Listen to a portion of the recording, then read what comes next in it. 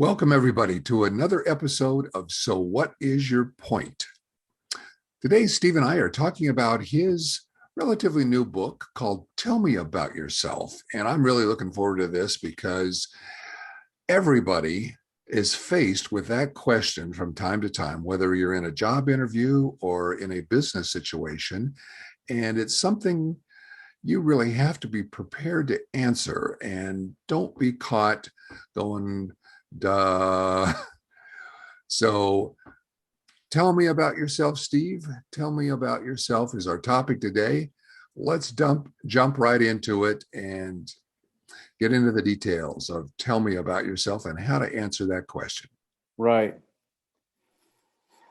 In the last episode of Tell Me About Yourself, we talked about the importance of identifying a unique problem-solving ability and identifying a target market problem that's just kind of universal, that you're able to solve, your unique problem-solving ability solves, and identifying several example stories of when you've done it. So that begins that conversation, if you will, or that developing this response. So let me ask you a question here. When you ask somebody, what do? You often get, I'm a project manager. I'm an accountant.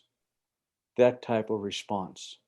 So they tell you the role, right? They tell you what role they play. But an accountant isn't an accountant, isn't accountant. They play, there's different kinds of accountants, there's different kinds of project managers. They're telling you what a role is, but they're not telling you what they really do, what problems they solve, and they don't really tell you about how well they do it. So when the interviewer asks you to tell me about yourself, the same thing is going on. What happens? The candidate usually responds with a life story, or they rehash their resume.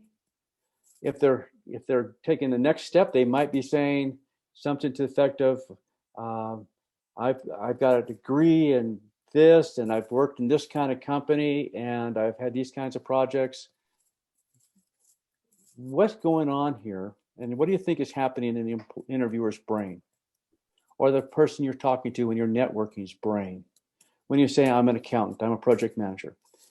When you say that, give that kind of response, they are then putting you in a box. And it's a box based upon their experience and their biases. In the interviewer's case, you start talking about your career and rehashing your resume or your life story or whatever have you. The interviewer isn't engaged. They disengage. Their attention span is about 6 seconds.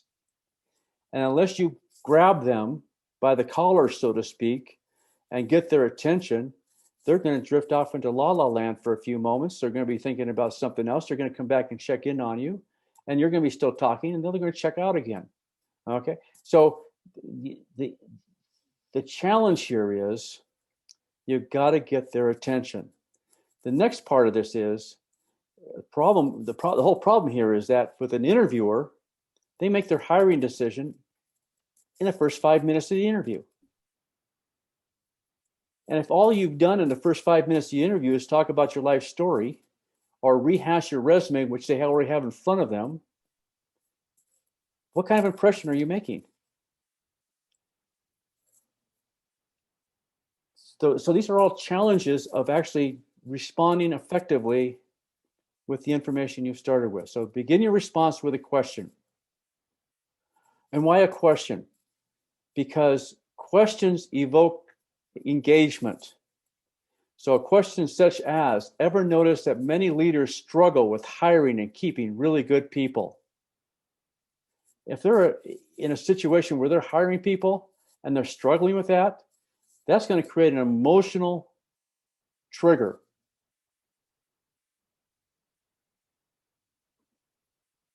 Or ever notice that many project managers struggle with getting projects done on time and under budget? If they've got projects going on, they're struggling with keeping them on time and on budget, this is an issue. It's interesting that there's a number of studies done, one of which an executive studied software projects that were going on in their organization. And they found that projects typically took 4 to 5 times as much time to get done as was initially projected. Why? Well, there's a number of skills that could be had. So for a project manager who gets software projects done on time, this person knows how to focus on one project at a time, get it done, and move on to the next project rather than try and do 3 or 4 projects at one time simultaneously.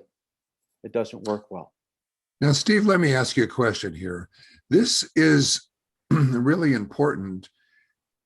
And especially, I guess one has to have done their research to know what the company that they're being interviewed by would find is a struggle, right?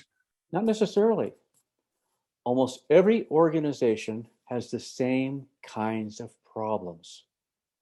The same problems are, hiring and keeping good people, getting work done on time. These are all universal problems that people struggle with all the time.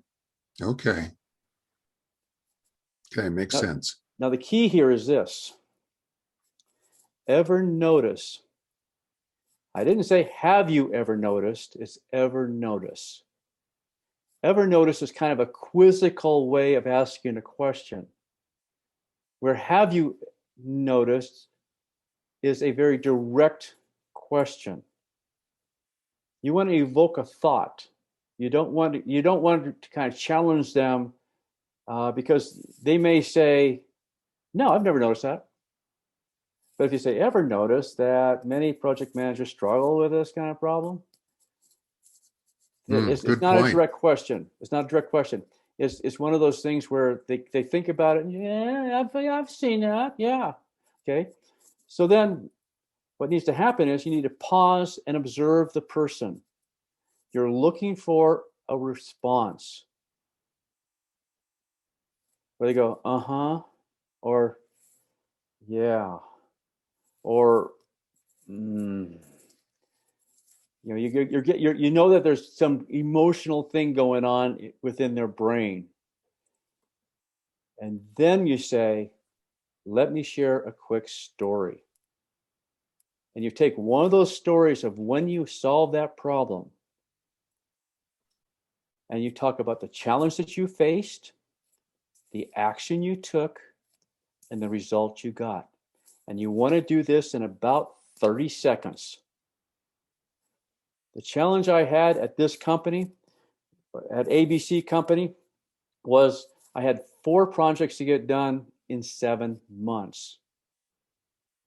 So what I did was I focused my team on the highest priority project first, and we knocked that one out in 30 days.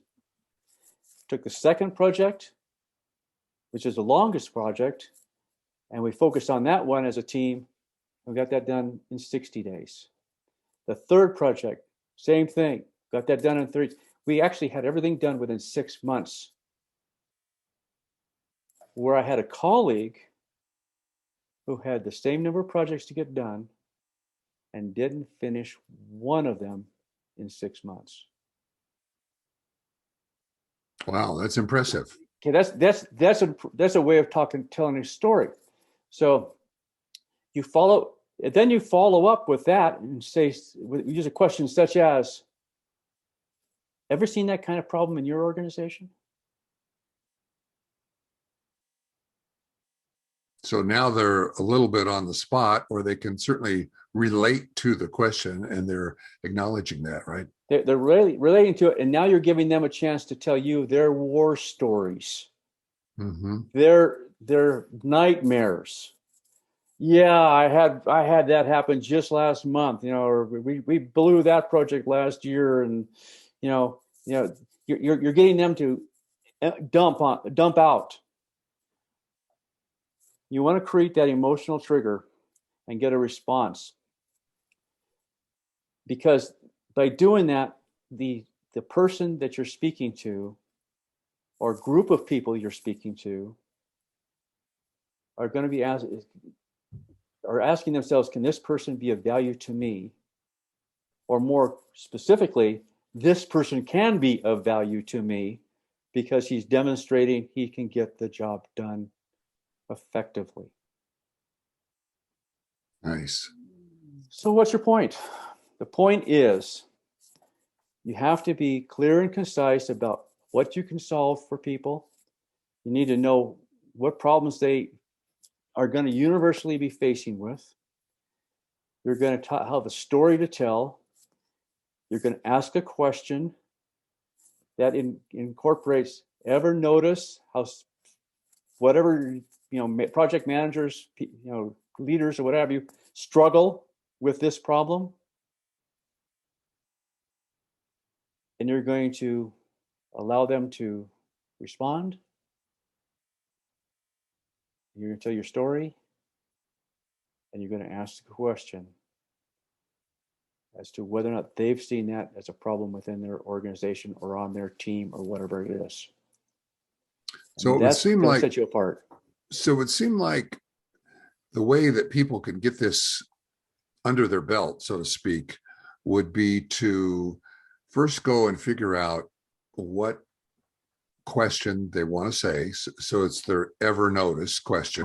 Right. And then prepare the story and have it come off the tip of your tongue as if they weren't even thinking about it. It's got to be smooth, has to be really have it down, and has to hit those 3 points. What was the challenge? What happened? And what was the solution, right? Right. And so this probably takes a little bit of practice and role playing, right? Wouldn't that be a good thing to do, is role play this? Absolutely. I would practice this and role play it, because there's a certain amount of, I'm going to say, theater or acting that takes place when you deliver this. So for instance, if I'm on an airplane, guy next to me or gal next to me says, hey, what do you do? I go, good question. Ever notice how a lot of leaders just struggle with hiring and keeping really good people? I wait for your response. Yeah. That's the kind of problems I solve. Let me share a story. One of my clients, they had opened a new facility. And after the first year, their senior management was just bummed out because the turnover was so bad and the quality of people they were getting wasn't there. I was brought in. I trained their leaders on how to effectively identify the key competencies, ask the right questions, and assess people effectively. And within a year, we reduced their turnover by 69%. And the senior management was thrilled with the quality of people they were now hiring. Nice. Very nice way to tackle that question. So I had the challenge, the action, and the result. Yeah. Very nice.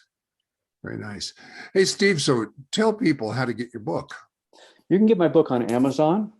It's Tell Me About Yourself. Go to Stephen C. Moulton if you can't find it directly. I have a new version of that book coming out fairly shortly, and look forward to hearing what your thoughts are. Very good. Well, thanks for joining us today. I hope this has been helpful. Join us again next week on So What Is Your Point? Bye for now. Bye.